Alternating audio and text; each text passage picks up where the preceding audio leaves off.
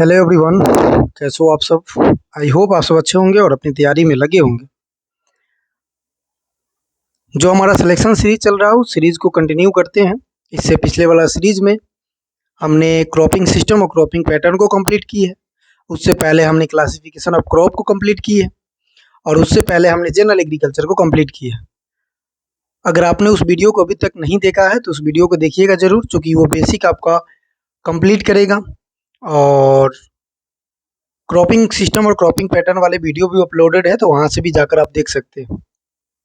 क्योंकि cropping system और cropping pattern एक बहुत इंपॉर्टेंट चैप्टर है जहाँ से एग्जाम में क्वेश्चन पूछे जाते हैं। उसी को कंटिन्यू करते हुए आगे हम पढ़ेंगे कि टीलेज क्या है और इस टीलेज के कितने टाइप्स होते हैं, जिसे हम भू परिष्करण कहते हैं और जुताई भी कह देते हैं। तो इस भू परिष्करण क्या होता है, उसके टाइप्स क्या है और क्या ऑब्जेक्टिव होता है, इसके बारे में हम बात करने वाले हैं। देखो, जितने भी सीरीज चल रहे हैं ये आपके एग्जाम ओरिएंटेड सीरीज है। इसमें आप कोशिश कीजिएगा कि जितने भी क्लासेस अपलोड की जा रही है उस क्लासेस को आपको देखना है और नोटबुक बनाना है। उसके बाद जैसे ही क्लास टॉपिक समाप्त हो जाएगा, यानी कि जैसे मान लो हमने क्रॉपिंग सिस्टम क्रॉपिंग पैटर्न करवा दिया, क्लासिफिकेशन ऑफ क्रॉप करवा दिया, अब टीलेज करवा रहे हैं। टीलेज के बाद फिर सोइंग एंड इट्स मेथड करवाएंगे। जैसे ही हमारे पास प्रिंसिपल ऑफ एग्रोनॉमी समाप्त हो जाएगा, आफ्टर देन हम क्या यूज़ करेंगे, तो हम उसके एमसीक्यू पैटर्न को फॉलो करेंगे, उसके एमसीक्यू को देखने का प्रयास करेंगे। इससे क्या होगा कि थ्योरी पोर्शन तो मजबूत हुआ और उसके साथ साथ हमारा प्रैक्टिकली भी चीज़ें हम समझ जाएंगे और हम क्वेश्चन का प्रैक्टिस बहुत अच्छे से कर पाएंगे। चलिए सेशन को स्टार्ट करते हैं बिना किसी समय गंवाए हुए। देखिए, टीलेज क्यों करते हैं, इससे पहले तो हमें ये समझ में आनी चाहिए कि आगे टीलेज का रिक्वायरमेंट क्यों पड़ रहा है। टीलेज की रिक्वायरमेंट की बात अगर करें तो इससे पहले थोड़ा सा हम बात कर लेते हैं कि आखिर क्यों रिक्वायरमेंट पड़ता है टीलेज का। अब हम जानते हैं कि कोई भी क्रॉप को जब हम सोइंग करते हैं तो उसमें उसके रूट पार्ट क्या करते हैं, तो रूट पार्ट एक्सटेंड करते हैं, यानी कि हम कह सकते हैं रूट पार्ट क्या करते हैं, फैलते हैं। और जितना ज़्यादा रूट पार्ट एक दूसरे से फैलेंगे, यानी कि रूट पार्ट्स बढ़ेगा, उतना ज़्यादा क्या करेगा, न्यूट्रिएशन एब्जॉर्ब करेगा। जब हम न्यूट्रिशन वाले चैप्टर में पढ़ेंगे तो वहाँ पढ़ेंगे कि एक टॉपिक होता है जिसे हम कहते हैं रूट इंटरसेप्शन। रूट इंटरसेप्शन का मतलब होता है कि रूट न्यूट्रिएंट के पास पहुंचकर न्यूट्रिएंट को अपटेक करता है और उसके माध्यम से प्लांट को देता है। इसे हम रूट इंटरसेप्शन कहते हैं। तो किसी भी प्लांट को जर्मिनेशन के लिए उसके मिट्टी का फैब्रिक होना बहुत ज़रूरी है। अगर हार्ड लेयर है तो उसमें किसी प्रकार के सीड जर्मिनेशन होने में बहुत दिक्कत हो जाएगी। तो उस कंडीशन में हमें क्या करना पड़ेगा, टीलेज करना पड़ेगा। अगर हम टीलेज नहीं करते हैं तो पोरोसिटी का डेवलपमेंट नहीं होगा, पोर्स वगैरह नहीं बढ़ेगा। मिट्टी में जब पोर्स नहीं बनेंगे, माइक्रो और मैक्रो, तो पानी का इनफिल्ट्रेशन होना बंद हो जाएगा, पानी का होल्डिंग कैपेसिटी होना बंद हो जाएगा। उस केस में जब पानी इंटर नहीं कर पाएगा तो न्यूट्रिएंट कहीं से भी क्या नहीं हो पाएगा, मूव नहीं कर पाएगा। क्योंकि आपको पता है कि न्यूट्रिएंट को मूव कराने के लिए पानी का यानी कि जल का होना बहुत ज़रूरी है। तो अगर हम टीलेज प्रैक्टिस नहीं करते हैं तो ये सारी समस्या हमें देखने को मिलेगा। इसलिए हम टीलेज प्रैक्टिस जितना हो सके उतना करते हैं। हालांकि ज़्यादा टीलेज करना भी हमारे लिए नुकसान की चीज़ें हो जाती है। फिर टीलेज क्यों और करते हैं, टीलेज इसलिए भी करते हैं कि जो सॉइल सरफेस है वो तो चलो ठीक है, अगर सब सरफेस है वहाँ पे किसी प्रकार के इंसेक्ट पेस्ट का कोई भी एग पड़ा हुआ है या इंसेक्ट पड़ा हुआ है, उस केसेस में क्या होगा, जैसे टीलेज करेंगे तो मिट्टी उलट पुलट होगा, उस केसेस में इंसेक्ट बाहर आएगा और उससे सॉइल सोलेनाइजेशन होगा, जिससे हमारा मिट्टी क्या हो जाएगा, बढ़िया हो जाएगा। तो इन सारी प्रैक्टिसेस को करने के लिए हम टीलेज प्रैक्टिस क्या करते हैं, अपनाते हैं। अब टीलेज को हम समझे कि होता क्या है, इससे पहले हमें थोड़ा सा बेसिक कंसेप्ट समझना पड़ेगा, थोड़ा सा हिस्ट्री समझना पड़ेगा। हिस्ट्री में ये है कि 1731 में एक साइंटिस्ट थे जिनका नाम जेस्ट्रो टूल है। उन्होंने एक बुक लिखा, हर्स होइंग हस्बेंड्री, जिसे ट्रिपल एच के नाम से जानते हैं। किसके नाम से जानते हैं, ट्रिपल एच के नाम से जानते हैं। तो हर्स होइंग हस्बेंड्री एक बुक लिखा गया। उस बुक में बताया गया कि टीलेज होता क्या है। उस बुक में वीड साइंस के बारे में भी जिक्र किया गया। उस बुक में जीरो टीलेज के बारे में जिक्र किया गया। उस बुक में मिनिमम टीलेज के बारे में जिक्र किया गया, मॉडर्न टीलेज के बारे में जिक्र किया गया। इसलिए हम फादर ऑफ जो टीलेज होता है फादर ऑफ वीट साइंस होता है, एंड टर्म जो देते हैं जीरो टीलेज का वो कौन है, तो जेथरो टूल है। लेकिन छोटा सा कंसेप्ट आप याद रखिएगा कि जो जीरो टीलेज है वो कंसेप्ट तो जेथरो टूल के द्वारा दिया जाता है, लेकिन जेथरो टूल कंसेप्ट सिर्फ देते हैं, डिस्कवरी कौन करता है, तो याद रखेंगे जीरो टीलेज का डिस्कवरी करने वाले कौन है, तो जेबी ट्रिपलेट है। तो एक छोटा सा पहले बुक हमने देख लिया कि इस बुक में ये चीज़ें स्टार्ट हुई है। अब टीलेज ऑपरेशन करते हैं, तो टीलेज ऑपरेशन में अकेला 30% जो पैसे होते हैं वो टीलेज ऑपरेशन में चला जाता है।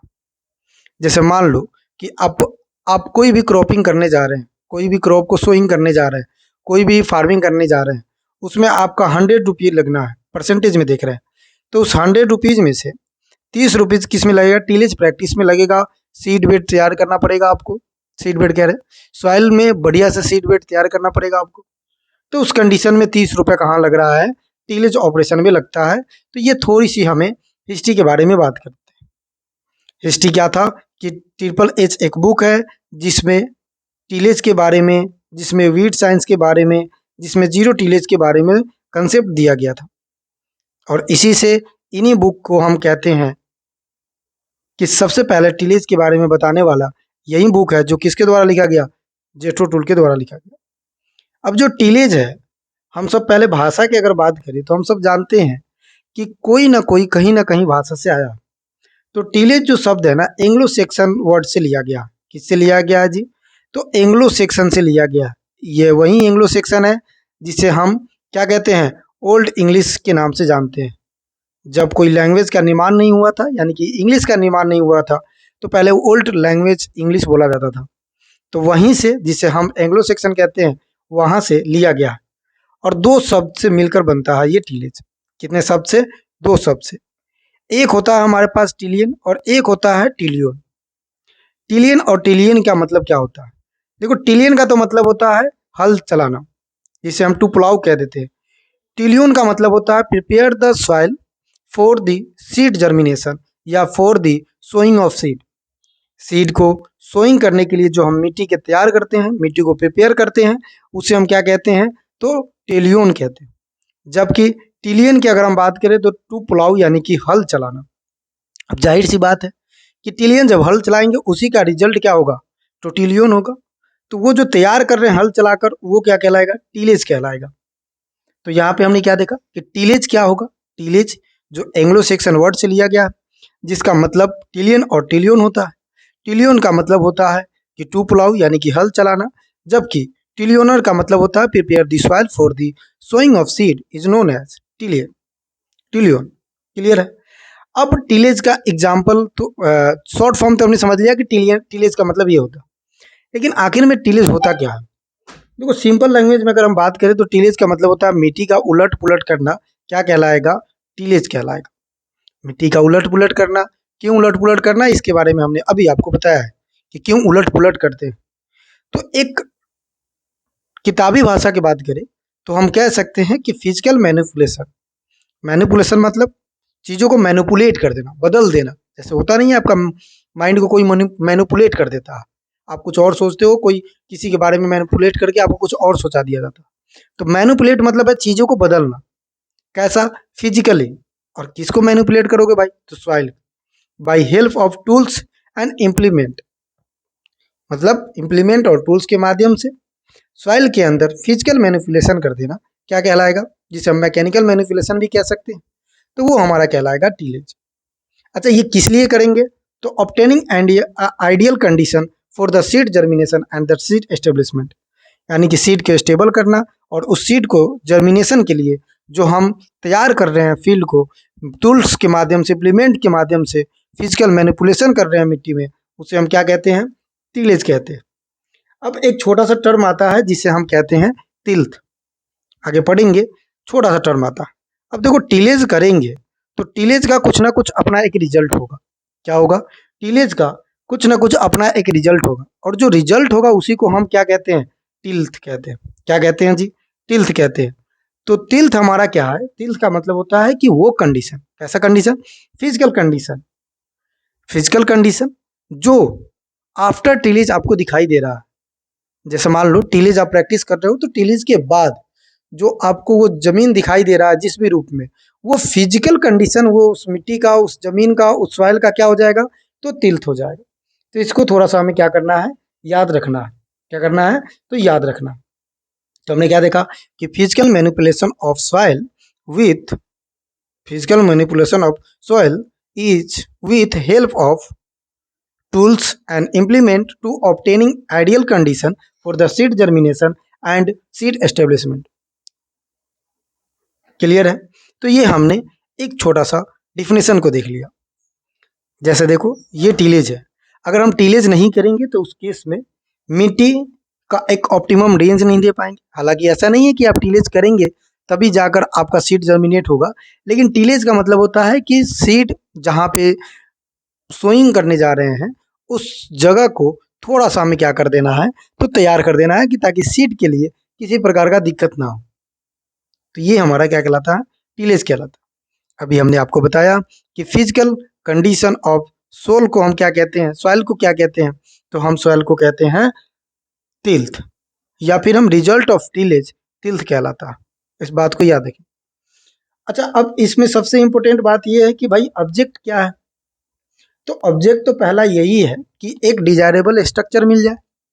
किसका, मिट्टी का। मिट्टी का क्या मिल जाए, एक डिजायरेबल स्ट्रक्चर मिल जाए। पहला कंसेप्ट तो हमारा यही कंप्लीट होना चाहिए। भाई टीलेज करने का मतलब क्या है, कि हम एक स्ट्रक्चर डेवलप कर रहे हैं। अब स्ट्रक्चर क्या होता है, ये हम मिट्टी के बारे में जब पढ़ेंगे तो वहां पे समझेंगे। हालांकि थोड़ी बहुत अगर हम बात करें स्ट्रक्चर के बारे में, तो स्ट्रक्चर का मतलब होता है अरेंजमेंट ऑफ सॉइल पार्टिकल्स। कौन सा पार्टिकल्स, प्राइमरी पार्टिकल्स, जिसे सैंड, सील्ट, क्ले, या फिर हम arrangement of soil primary particles and secondary particles is known as soil structure. तो सॉइल को एक सही से स्ट्रक्चर बनाने के लिए हमें क्या करना पड़ेगा, टीलेज करना पड़ेगा। पहला चीज तो ये है कि ताकि उसमें डिफरेंट टाइप के क्रॉप को हम क्या कर सकते हैं, आसानी से ग्रो कर सकते हैं। तो पहला कंडीशन क्या होगा, to prepare desirable soil structure for the deep seed bed. एक डीप सीड बेड बनाना जिसमें एक डिजायरेबल स्ट्रक्चर तैयार हो जाए। डिजायरेबल स्ट्रक्चर तैयार होने का पीछे कारण क्या है, अगर डिजायरेबल स्ट्रक्चर तैयार होता है तो उस केस में क्या होगा, किसी भी प्रकार के हम सीड को जर्मिनेट करके उससे क्या कर सकते हैं, प्रोडक्शन ले सकते हैं। अब इसमें ना एक चीज याद रखेंगे, जब हम सॉइल में पढ़ते हैं तो किस प्रकार का स्ट्रक्चर पढ़ते हैं, ये बहुत जरूरी हो जाता है। देखो हमारे पास मिट्टी का स्ट्रक्चर ना दो प्रकार के होते हैं, एक सिंपल स्ट्रक्चर होता है, एक कंपाउंड स्ट्रक्चर होता है। अब सिंपल स्ट्रक्चर अलग प्रकार का होता है, कंपाउंड स्ट्रक्चर भी अलग प्रकार का होता है, जिसके अंदर प्लेटी स्ट्रक्चर पढ़ते हैं, ब्लॉकी स्ट्रक्चर पढ़ते हैं, प्रिज्म लाइक स्ट्रक्चर पढ़ते हैं। उसके साथ साथ क्रम्बी या फिर हम क्या देते हैं, ग्रेनुलर लाइक स्ट्रक्चर पढ़ते हैं। तो जो क्रम्बी जो स्ट्रक्चर है वो बनाना, कि ताकि मिट्टी क्या करे, ज़्यादा से ज़्यादा न्यूट्रिएंट को ऑब्जॉर्व करे, ज़्यादा से ज़्यादा वाटर होल्डिंग कैपेसिटी बने, उसका कंडीशन सही हो, कि ताकि हमें प्रोडक्शन क्या मिल पाए, सही मिल पाए।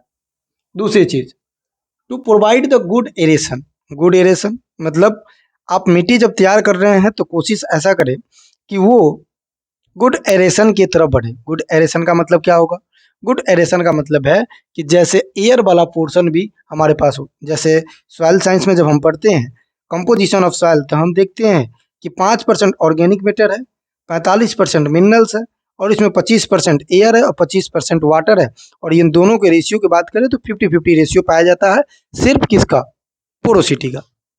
तो अगर मान लेते एयर नहीं हो, सिर्फ वाटर से भरा हो, उस कंडीशन में क्या होगा, एनारोबिक कंडीशन हो जाएगा, और किसी भी प्रकार के गैस बाहर से अंदर नहीं आ सकता है। तो मिट्टी न्यूट्रिएंट को एब्जॉर्ब करने में थोड़ा दिक्कत करेगा।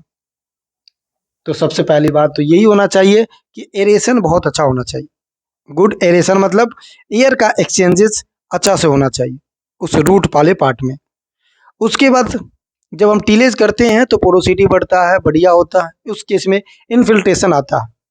अब देखो 3-4 टर्म होती है, जब आगे आप पढ़ोगे तो समझोगे कि इनफिल्ट्रेशन एक शब्द होता है, एक पर्कोलेशन होता है, एक हमारे पास लीचिंग होता है, और एक हमारे पास सीपेज होता है। अब इनफिल्ट्रेशन का मतलब होता है कि अगर किसी फील्ड में पहली बार पानी एंट्री कर रहा है तो उसे इनफिल्ट्रेशन कहते हैं। पर्कोलेशन का मतलब होता है कि जब फील्ड में पानी माइक्रोपोर और मैक्रोपोर भर चुका है तो वो पानी ग्राउंड लेवल की तरफ यानी कि नीचे की तरफ बढ़ना स्टार्ट कर देगा। तो जो डाउनवर्ड मूवमेंट होता है वो परकोलेशन होता है। लीचिंग का मतलब होता है जब वो परकोलेशन हो रहा है उस दौरान कुछ साल्ट भी आ रहा है, कुछ न्यूट्रिएंट भी आ रहा है, उसे हम लीचिंग कहते हैं। हालांकि ये सॉइल की बातें हैं लेकिन फिर भी एक दूसरे से इंटरकनेक्ट करते हुए हमें चलना है, पढ़ना है कि ताकि एक पॉइंट दूसरे पॉइंट से कैसे कनेक्ट होते हैं। तो गुड एरेशन चाहिए, रैपिड इन्फिल्ट्रेशन चाहिए, रूट का रिटेंशन जो है वो बढ़िया होना चाहिए। अच्छा, यहाँ good retention of water, rainfall water भी क्या होना चाहिए, अच्छा होना चाहिए। मतलब रिटेंशन का मतलब होता है भंडारण, पकड़ के रखना। तो जैसे रेनफॉल होता है उस केसेस में अगर आपकी मिट्टी में पोर स्पेस बहुत कम है, पोर स्पेस है ही नहीं या पोरोसिटी नहीं है, उस केसेस में मिट्टी वाटर को होल्ड नहीं कर सकता। जैसे हम पढ़ते हैं ना माइक्रोपोर मैक्रोपोर, तो अगर माइक्रोपोर नहीं होता है उस केसेस में मिट्टी से पानी कहाँ की तरफ चला जाएगा, ग्राउंड वाटर की तरफ चला जाएगा। क्लियर है जी। चलिए अब गुड सीड बेड की अगर हम बात करें कि गुड सीड बेड क्या होता है भाई, ये पहले हमें पता होना चाहिए। तो गुड सीड बेड बात का मतलब ये है कि अच्छा बीज बिस्तर, बीज बिस्तर का मतलब बीज जो लगाओगे उसके लिए बिस्तर तैयार कर रहे हो आप। तो वो कैसा होना चाहिए, सबसे पहले तो ये होना चाहिए कि वो फाइन पार्टिकल्स हो। कैसा हो, फाइन पार्टिकल्स हो। दूसरी चीज क्या होना चाहिए, कंट्रोल होना चाहिए कि किसी भी प्रकार का वीड ग्रो ना हो। वीड क्या होता है, तो हम सब जानते हैं कि वीड का मतलब होता है अनवांटेड अनडिजायरेबल जो प्लांट होता है उसे हम क्या कहते हैं, वीड कहते हैं। Specially during hot hot month, hot month में क्या करते हैं, ये हम तैयार करते हैं समर सीजन में। डीप प्लाउइंग भी कर लेते हैं। उसके बाद डीप रूट वीड होना चाहिए। उसके बाद इंसेक्ट और लार्वा जैसे कि फंगस का स्पोर, ये सब मिट्टी में पहले से अवेलेबल है। तो जैसे ही हम टीलेज करते हैं, डीप टीलेज करते हैं, तो जो रूट, जैसे हम सब जानते हैं कि वीड्स का जो रूट होता है वो डीप लेयर में जाता है तो वो ऊपर की तरफ आएगा। इंसेक्ट का जो लार्वा है वो भी ऊपर की तरफ आएगा। जो फंगस है उसका स्पोर अगर नीचे की तरफ है तो वो ऊपर की तरफ आएगा। और ये हम समर सीजन में करेंगे तो टेम्परेचर उस जैसे आएगा तो वो जितने भी इंसेक्ट है वो सब क्या हो जाएगा, डेड कट जाएगा। तो डेड कट जाएगा तो वहाँ पे क्या हो जाएगा, डेथ कट जाएगा तो वहाँ पे क्या होगा, हमारे पास मिट्टी सही सलामत रहेगा कि ताकि दूसरी बार जब हम क्रॉप को लगाएंगे तो किसी प्रकार के इंसेक्ट, किसी प्रकार के फंगस वगैरह हमें देखने को ना मिले। और ये स्पेशली किस में करते हैं, तो मई जून में करते हैं। ये गुड एक सीड बेड बनाने का फीचर्स है कि अगर आप कर रहे हैं तो इस तरह से आप करके अपने मिट्टी को सही सलामत रख। चलिए तो इतना तो हमारे पास सीड बेड का एक बेसिक था, फंडामेंटल है। दूसरी चीज, दूसरी चीज हमारी बात हो रही है कि to manage the plant residues and farm wastage. Plant residues, मान लो कि हमने राइस को हार्वेस्ट किया है तो जो उसके नीचे का डंठल बच जाता है वो प्लांट रेसिड्यू ही तो है। या फिर मान लेते हैं कि जैसे ही हम राइस को हम हार्वेस्ट कर लेते हैं तो उससे जो हमारे पास इकोनॉमिकल ईल्ड निकाल लेते हैं, जो बायोलॉजिकल ईल्ड बच जाता है, बायोलॉजिकल जो बच जाता है ईल्ड, वो क्या होता है, वो हमें रेसिड्यू तो ही काम करता है, वो ऑर्गेनिक मैटर में काम करेगा आगे। तो इसको भी क्या करना, आपको थोड़ा सा मेंटेन करके चलना पड़ता है। उसके बाद to control soil erosion, soil erosion को भी आपको थोड़ी बहुत क्या करना है, कंट्रोल करना है। सॉइल इरोजन क्या होता है, तो इरोजन आप सब जानते हैं कि इरोजन के लिए तीन प्रोसेस। पहला प्रोसेस की अगर हम बात करेंगे तो पहला डिटैचमेंट, यानी कि एक पार्टिकल से दूसरे पार्टिकल से अलग होता है। डिटैचमेंट होगा तो कहीं ना कहीं वो जाएगा तो ट्रांसपोर्टेशन होगा, और कहीं ना कहीं जाएगा तो कहीं ना कहीं तो रुकेगा, तो उसका डिपोजिशन होगा, इसी को हम इरोजन कहते हैं।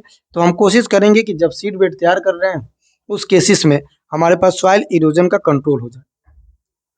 कोशिश हम ये भी करेंगे, इनकॉर्पोरेट करेंगे मैन्योर और फर्टिलाइजर को। मैन्योर और फर्टिलाइजर इनकॉर्पोरेट करने का क्या मतलब है, ये मतलब है कि इससे हमें क्या होगा, सोर्स ऑफ न्यूट्रिएंट मिलेगा, और सोर्स ऑफ न्यूट्रिएंट मिलेगा तो प्लांट उसे एब्जॉर्ब करेगा, और प्लांट एब्जॉर्ब करेगा तो ग्रोथ एंड डेवलपमेंट में अपना हेल्प लेगा। Control weeds and air in the soil, अब इसी बात है, वीड को कंट्रोल करना, एयर का परसेंटेज हम मानते हैं कि ऑप्टिमम सॉइल में 0.5% ऑर्गेनिक मैटर होना चाहिए, 45% मिनरल्स होना चाहिए, 50% अगर हम बात 25% बात करें तो एयर होना चाहिए, 25% वाटर होना चाहिए। अगर ये एक राइट प्रोपोर्शन में है, डेट मीन्स एक ऑप्टिमम मिट्टी हमारे पास अवेलेबल है, ऐसे कह सकते हैं।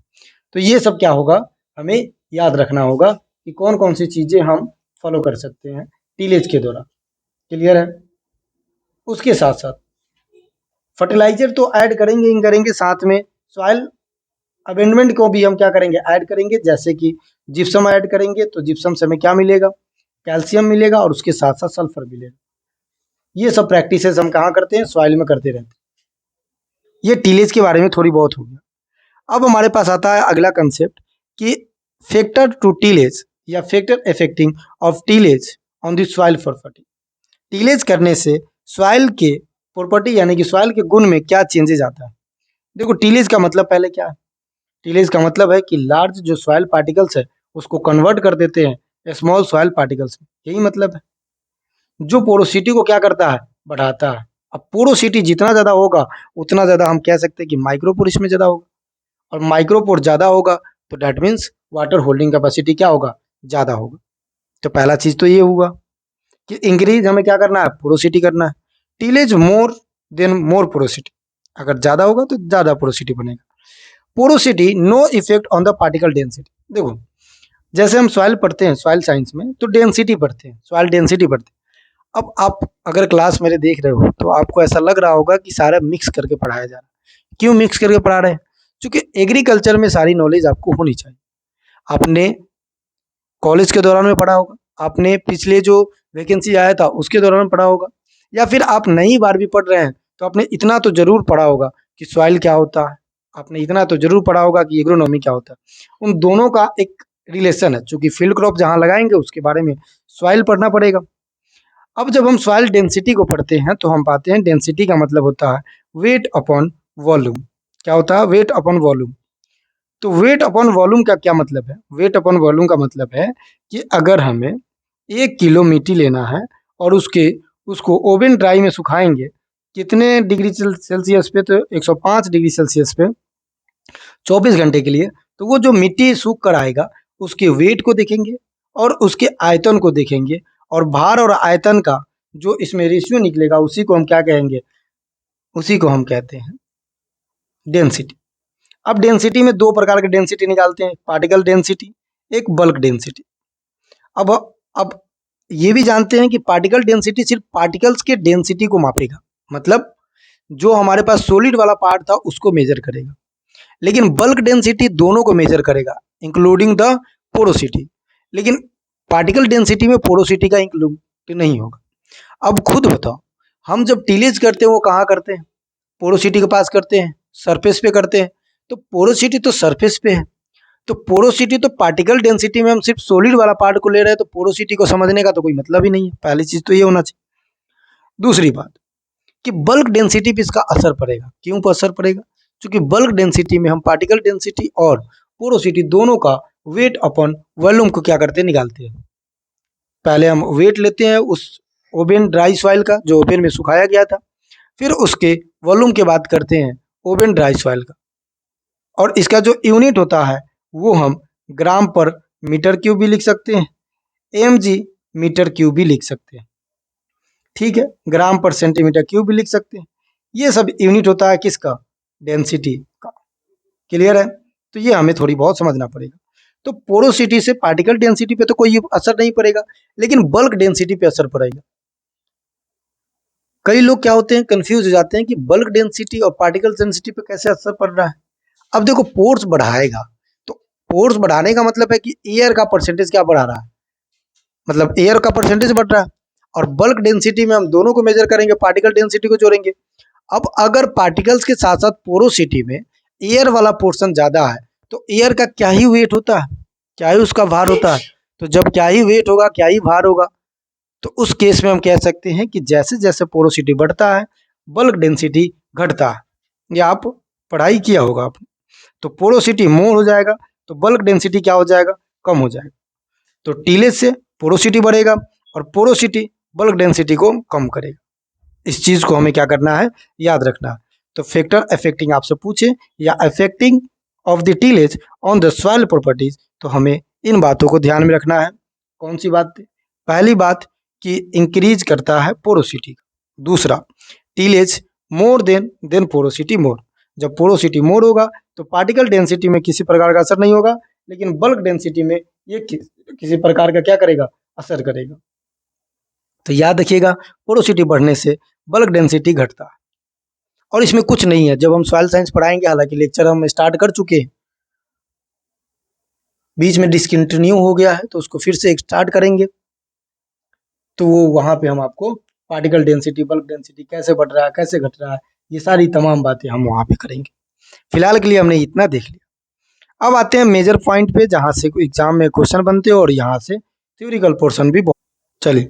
अच्छा, एक चीज़ और याद रख लीजिएगा कि जैसे जैसे पोरोसिटी बढ़ता है ना, वैसे वैसे हीट कैपेसिटी क्या हो जाएगा, रिड्यूस हो जाएगा। क्योंकि पोर्स ज़्यादा बढ़ रहे हैं तो हीट ज़्यादा नहीं हो पाएगा, पहली चीज़। अब जब हीट ज़्यादा नहीं होगा तो हम सब जानते हैं थर्मल कंडक्टिविटी क्या किस पे काम करता है, हीट कैपेसिटी पे, तो वो रिड्यूस हो जाएगा। तो इस बात को भी याद रखेंगे। तो अभी हमने क्या देखा कि फैक्टर अफेक्टिंग के लिए टीलेज, टीलेज जैसे ही हम करते हैं तो पोरोसिटी इंक्रीज होता है, और पोरोसिटी इंक्रीज होने से बल्क डेंसिटी कम होता है, जबकि पार्टिकल डेंसिटी पे किसी प्रकार का इफेक्ट नहीं डालता। अब मेन टॉपिक पे आते हैं, और मेन टॉपिक यहाँ से स्टार्ट होता है। अच्छा, इससे पहले का टॉपिक इंपॉर्टेंट नहीं था, बहुत इंपॉर्टेंट था। चूंकि पहले का टॉपिक जो था, पहले का टॉपिक इन द सेंस कि 26 मिनट पहले की जो बातें थी, वो हमें बेसिक कंप्लीट करता है। क्या करता है, बेसिक को मजबूत करता है। और बेसिक आपका मजबूत है, डेट मीन्स आप आने वाले जितने भी आगे टॉपिक है उसको बहुत अच्छे तरीके से अंडरस्टैंड कर पाएंगे। इस बात को हमें क्या रखना है, याद रखना है। आते हैं टीलेज, स्टार्ट करते हैं। टीलेज के बारे में हमने बात कर ली कि फिजिकल या mechanical manipulation of the soil by help या with help of any tools, any implements for obtaining desirable depth and depth for soil germination and seed establishment, sorry seed germination and seed establishment, यही हमने पढ़ा था। चलिए, tillage की अगर हम बात करें तो दो प्रकार के होते हैं, पहला ऑन टीलेज और दूसरा ऑफ टीलेज। ऑन टीलेज का मतलब होता है कि जब आपको सोइंग करना है उससे पहले, यानी कि उसी समय पे उसी सीजन में आपने सोइंग किया, सोइंग करने से पहले आपने टीलेज किया, भू परिष्करण किया, डेट मीन्स वो क्या कहलाएगा, ऑन सोइंग टीलेज कहलाएगा या ऑन सीजन टीलेज कहलाएगा। नॉन सीजन का क्या मतलब है, नॉन सीजन या आफ्टर कल्टीवेशन या फिर इंटर कल्चर ऑपरेशन की बात करें तो वो ऐसा सीजन होता है, इसमें इंटर कल्चर ऑपरेशन नहीं कह सकते, हम ऐसा कह सकते हैं कि आफ्टर कल्टीवेशन या आफ्टर टीलेज। तो आफ्टर कल्टीवेशन जैसे मान लो कि आपने आपने क्या किया है, तो आपने टीलेज कर लिया, लेकिन आपको सोइंग नहीं करना है अभी। या फिर ऐसा मानो कि जो आपने पहला ऑन सीजन में टीलेज किया, क्रॉपिंग लगाया, तो उसे हार्वेस्ट करने के बाद जस्ट फिर आपने टीलेज कर दिया। हालांकि किसी भी क्रॉप को सोइंग से पहले हमें टीलेज तो करना ही पड़ता है, लेकिन एक ऐसा केस हम रखते हैं, एक ऐसा समय रखते हैं जहाँ पे कोई सोइंग नहीं करना है लेकिन फिर भी हमने टीलेज कर दिया, तो उसको हम कहेंगे ऑफ सीजन टीलेज। यानी कि इस सीजन में कोई सोइंग करना नहीं है और हमने इससे क्या कर दिया, टीलेज कर दिया। यहाँ से इंपॉर्टेंट चीज़ें हो जाती है, थोड़ा सा हमें कंफ्यूज कर देती है। हालांकि इतनी बड़ी पॉइंट है नहीं कि हमें कंफ्यूज कर देगी, इसकी इतनी क्या औकात की हमें कंफ्यूज कर दे। पढ़ते हैं इसको। सॉइल की अगर हम बात करें, सॉरी ऑन सीजन की बात करते हैं, तो एक ऑन सीजन में आता है प्रीपेट्री और एक आता है आफ्टर कल्टीवेशन टीलेज। अब ये क्या है, प्रीपेट्री का मतलब होता है कि जब आप टीलेज करने से पहले जो भी प्रैक्टिसेस करते हैं, सॉरी सोइंग करने से पहले जो भी प्रैक्टिसेस करते हैं, वो सारी प्रोसेस क्या कहलाता है, प्रीपेरेटरी टीलेज। प्री मतलब पहले, प्रेपरेटरी का मतलब होता है प्रिपरेशन। सोइंग ऑफ सीड से पहले, यानी कि बिफोर, हम ऐसा कह सकते हैं, रेडी करना सीड का, सीड के लिए फील्ड को किसके पहले, तो सोइंग से पहले, उसे प्रिपरेटरी टीलेज कहते हैं। और जब हम सोइंग कर लेंगे, क्रॉप स्टैंडिंग है उसमें लगी हुई है, उसके अंदर कोई भी प्रैक्टिस करना है, कोई भी ऑपरेशन करना है, उसको हम क्या कहते हैं, तो उसको हम कहते हैं आफ्टर कल्टीवेशन टीलेज या फिर इंटरकल्चर ऑपरेशन टीलेज कहते हैं। अब प्रिपरेटरी पे आते हैं, ये प्राइमरी टीलेज, सेकेंडरी टीलेज और एक ले आउट ऑफ सीड बेड। क्या मतलब होता है सर जी, देखो प्राइमरी टीलेज का तो मतलब हुआ कि पहली बार जब आप उस मिट्टी के अंदर हार्ड लेयर को तोड़कर एक सॉफ्ट लेयर बना रहे हो, एक फेवरी कलर को आप फेवियर बना रहे हो, उसको आप क्या कह दोगे, उसे हम कह देंगे प्राइमरी टीलेज। दूसरी बात, सेकेंडरी टीलेज का मतलब होता है कि जब हम प्राइमरी टीलेज को कंप्लीट कर लेते हैं उस केसेस में मिट्टी को लेवल करना हो, जो क्लॉट्स बने हैं उसको तोड़ना हो। क्योंकि ऐसा तो है नहीं कि सिर्फ प्राइमरी टिलेज करेंगे, हार्ड लेयर को स्मॉल लेयर में बदल देते हैं और छोड़ देते हैं। तो उसको हम क्या करेंगे, लेवलिंग करेंगे, उस क्लॉट्स को और तोड़कर बराबर करेंगे।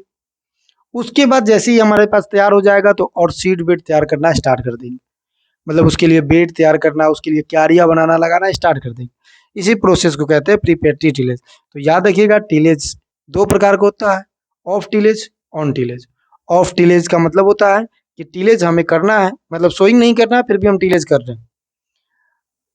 सीजन टिलेज या ऑन सीजन टिलेज का मतलब होता है, या ऑन सीजन का मतलब होता है कि जब हमें सोइंग करना हो उससे कुछ दिन पहले हम सीड को तैयार करते हैं, उसे हम क्या कहते हैं, तो प्राइमरी प्रीपेरेटरी टिलेज कहते हैं।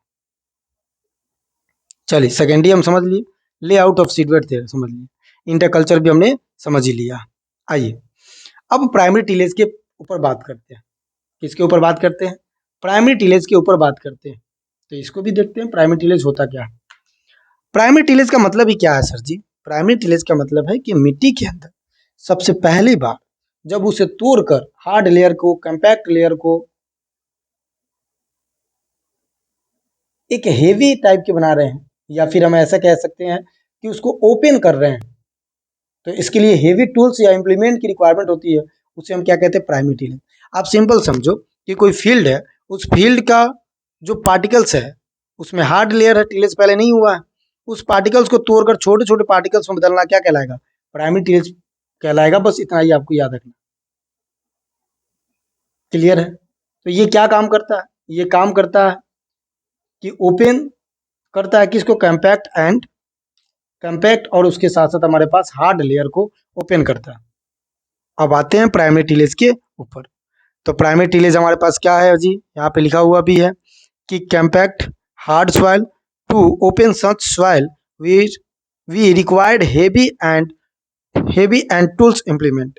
जो कठोर मिट्टी को तोड़ने के लिए हमें हेवी इम्प्लीमेंट्स की जरूरी होगा, हार्ड लेयर को सॉफ्ट लेयर में बदलना, वो प्राइमरी टिलेज कहलाएगा। पहला तो ये बेसिक बातें होगी।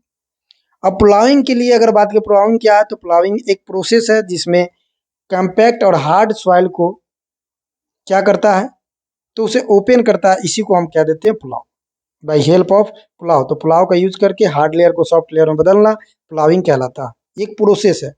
और उसी प्रोसेस को हम क्या कहते हैं, प्राइमरी टिलेज, पहला चीज। दूसरा हमारे पास आता है कि इसमें जितने भी पुलाव शब्द लगा है, जिसके लास्ट में भी पुलाव लगा होगा, वो क्या होगा, प्राइमरी टिलेज होगा। किसको छोड़कर, रोटावेटर को छोड़कर, चूंकि रोटावेटर हमारे पास प्राइमरी और सेकेंडरी दोनों टिलेज है। तो प्राइमरी टिलेज हमें याद रखना है कि एक्चुअल में होता क्या है। अब implement use for primary tillage, primary tillage के लिए क्या यूज होता है, तो अभी हमने आपको बताया कि कुछ याद नहीं रखना है। आपको कुछ भी आ जाए उसके पीछे अगर प्लाव लगा हुआ, प्लाव लगा हुआ, प्लाव लगा हुआ, प्लाव लगा हुआ, तो वो सब क्या हो जाएगा, प्राइमरी टिलेज हो जाएगा। हालांकि इंडिविजुअली इसको भी हम बात करेंगे, इस पे भी पढ़ेंगे कि जो इंडिजिनस प्लाव होता है वो कैसे काम करता है, उसमें क्या क्या कंपोनेंट है, कैसे हेल्प करता है हमारे टिलेज करने के लिए। तो ये सारी बातें हम वहाँ पे करेंगे। फिलहाल के लिए आप इतना देखो कि प्राइमरी टिलेज का मतलब होता है कि जब हम खेत में पहली बार टूल्स और इम्प्लीमेंट लेकर जाते हैं और हार्ड लेयर को सॉफ्ट लेयर में कन्वर्ट कर देते हैं by help of many tools, many implements for the obtaining seed germination and seed establishment is known as primary tillage. चलिए, अब प्राइमरी टिलेज भी कितने प्रकार के होते हैं, तीन प्रकार के होते हैं। पहला, या तीन स्टेज में हम करते हैं। पहला अगर हम बात करें तो सब सॉइलिंग, दूसरा अगर हम बात करें तो डीप प्लाविंग, और तीसरा अगर हम बात करें तो ईयर राउंड टिलेज के नाम से आता है। सब सॉइलिंग का मतलब होता है कि जैसे हम पढ़ते हैं ना, सरफेस सब सरफेस, तो सब सॉइलिंग का मतलब सेम टू सेम यही होता है। डीप प्लाविंग का मतलब होता है कि डीप हम प्लाविंग करते हैं, यानी कि डेप्थ हम ज़्यादा रखते हैं। ईयर राउंड टिलेज का मतलब होता है कि हर साल हम क्या करते हैं, ईयर राउंड टिलेज करना स्टार्ट कर देते हैं। तो ये तीन प्रकार है किसका, प्राइमरी टिलेज का। सबसे पहले आते हैं किसके बारे में, डीप प्लाविंग के बारे में। अगर हम डीप प्लाविंग के बारे में बात करें तो ये जो टर्म है, लार्ज सीड को तोड़ता है हॉट मंथ में, कब, तो जून और जुलाई में, ताकि वहां से सॉइल सॉइलिज सोलराइजेशन हो जाए। क्या हो जाए, सोलराइजेशन हो जाए। इस बात को याद रखेंगे ताकि किसी प्रकार के हमारे पास इंसेक्ट वगैरह या फिर फंगस वगैरह वगैरह का उसके स्पोर्स या उसके लार्वा उसके अंदर ना बच जाए, जिससे आने वाले क्रॉप को नुकसान पहुंचाए। तो इसमें हम क्या करते हैं, डीप कर देते हैं। डीप क्या करते हैं, प्लाविंग करते हैं, ताकि इससे क्या होगा कि वहीं सॉइल सोलराइजेशन का प्रक्रिया थोड़ा सा हमें क्या होगा, संपन्न होगा। और मिट्टी को क्या बनाना है, तो हेवी बनाना है। पहली चीज तो ये। दूसरी बात दूसरी बात याद रखेंगे कि इसमें क्या करते हैं, this process of granular disintegration then improvement the soil improvement. देखो, जब वेदरिंग को पढ़ते हैं तो दो चीजें पढ़ते हैं, डिसइंटीग्रेशन एंड डीकम्पोजिशन। तो डिसइंटीग्रेशन क्या काम करता है, लार्ज जो पार्टिकल्स है उसको किस में बदलता है, तो स्मॉल पार्टिकल्स में बदलता है। तो इसके लिए जो डीप टिलेज करते हैं वो आपको थोड़ी बहुत याद रखना पड़ेगा। जैसे डीप टिलेज में आप ये भी याद रख सकते हैं कि जो राइजोबियम है या ट्यूबर्स है या फिर पेरेनियल वीड्स है, तो डीप टिलेज करेंगे तो इसके रूट जो है वो बाहर की तरफ आ जाएंगे और रूट उसका खराब हो जाएगा। तो जो भी हम नेक्स्ट क्रॉप लगाएंगे उसमें किसी प्रकार का ये इंटरफेयर नहीं करेगा।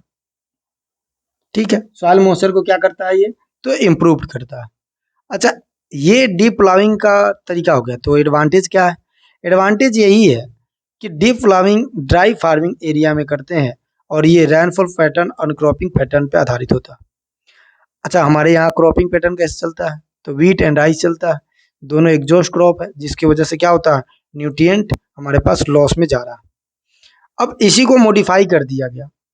मतलब अगर हम बात करें डीप रूटेड सिस्टम का, तो थोड़ा सा याद रखेंगे कि फॉर मॉडरेट या सैलो या फॉर डीप, तो डीप के लिए पिजन भी जरूरी है 25 से 30, मॉडरेट के लिए मेज जरूरी है और 15 से 20, सैलो रूटेड के लिए राइस जरूरी है और 36 से 40 49, एक मिनट रुकिए, 36 से 49 नहीं, 5 से 10 सेंटीमीटर, अगर हम सैलो रूटेड की बात करते हैं। इस बात को हमें थोड़ा बहुत क्या करना है, याद रखना। चलिए, तो डीप रूटेड हो गया, डीप प्लाविंग हो गया। डीप प्लाविंग के क्या एडवांटेज है हमने बता दिया। अब इक्री सेट क्या, इक्रीडा क्या करता है, इक्रीडा नहीं क्रीडा कहते हैं। एक होता है इक्री सेट, एक होता है क्रीडा, एक होता है IIMT, IIMR। देखो, 3-4 इंस्टीट्यूट ऐसे हैं ना जिसका नाम आपको बहुत इजीली याद हो जाएगा और एग्जाम में ना बार बार देखने को मिलता है। जैसे एक तो होता है इक्री सेट, क्या होता है सर जी, इक्री सेट। एक होता है क्रीडा और एक होता है IIMR। देखो, international crop research institute for semi arid tropics, पहला चीज। दूसरा दूसरा हमारे पास आता है क्या, क्रीडा। क्रीडा का मतलब होता है central research institute for the dryland agriculture. Indian institute for millet research. ये तीनों ऑर्गेनाइजेशन हैदराबाद में, इसने मॉडिफाई किया है। जैसे आगे जब आपको मेट्रोलॉजी पढ़ाएंगे तो उसमें क्लासिफिकेशन ऑफ क्लाइमेट पढ़ाएंगे, तो क्लासिफिकेशन ऑफ क्लाइमेट देखेंगे तो वो कोपन के द्वारा क्लाइमेशन का क्लासिफिकेशन दिया गया था, ट्रोल के द्वारा दिया गया था, थॉर्नवेट के द्वारा दिया गया था, डिकेंडोल के द्वारा दिया गया था।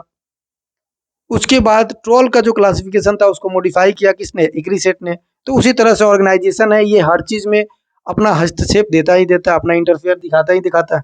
इन्होंने बताया कि डीप रूटेड के लिए 25 से 30 होगा, मॉडरेट के लिए 15 से 20 होगा और सैलो के लिए कितना हो जाएगा, तो याद रखेंगे 5 से 6 सेंटीमीटर होगा। अब दूसरा सब सॉइलिंग होगा, दूसरा पढ़े, इसको हम कल की क्लास में बहुत अच्छे से देखेंगे। लेक्चर हमारा 40 मिनट का हो चुका है, तो कोशिश यही रहेगा कि कम चीज़ें में या फिर ज़्यादा थोड़ा समय भी लेते हैं तो थोड़ा सा क्रिस्टल क्लियर तरीके से हम समझते हुए आगे की तरफ मूव ऑन करेंगे, कि ताकि किसी प्रकार का हमें बाद में दिक्कत या सामना ना करना पड़े। तो आई होप कि आप इस चीज़ को बहुत अच्छे से समझे होंगे। इसको हम कल फिर कंटिन्यू करेंगे, और जो सीरीज चल रहा है उस सीरीज को डेली देखना है। प्ले लिस्ट हमने बना दिया है, प्ले लिस्ट को भी एक बार क्या करना है, चेकआउट करना है। बाकी चैनल पे नए हैं तो सब्सक्राइब कर लीजिएगा, दोस्त लोग को शेयर कर दीजिएगा। कल मिलते हैं इसी टाइम पे, इसी चैनल पे। जब तक के लिए धन्यवाद। पढ़ते रहिए, मस्त रहिए, स्वस्थ रहिए।